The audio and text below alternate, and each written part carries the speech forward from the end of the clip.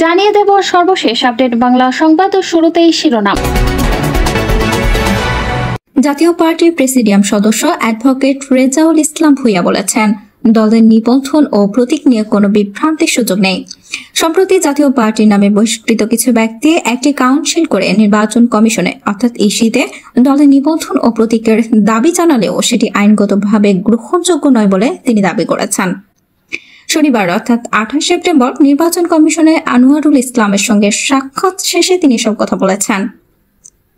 রেজাউল ইসলাম ভূঁইয়া বলেছেন, ওই কাউন্সিল কোনোভাবেই বৈধ নয়। এটা চেয়ারম্যান কর্তৃক অনুমোদিত না, প্রেসিডিয়াম থেকেও অনুমোদিত করা হয়নি। তাই আমরা আনুষ্ঠানিকভাবে নির্বাচন কমিশনের কাছে লিখিতভাবে জানিয়েছি।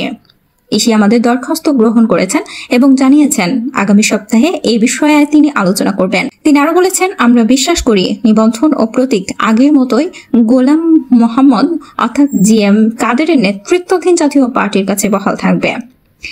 গত সংসদ নির্বাচন, উপজেলা নির্বাচন ও সিটি কর্পোরেশনের নির্বাচনে জিএম কাদেরের নেতৃত্বে লাঙ্গল প্রতীকে প্রার্থীরা অংশ নিয়েছিলেন এবং নির্বাচিত হয়েছিলেন। কাজে আইনগতভাবে বিষয়টি স্পষ্ট।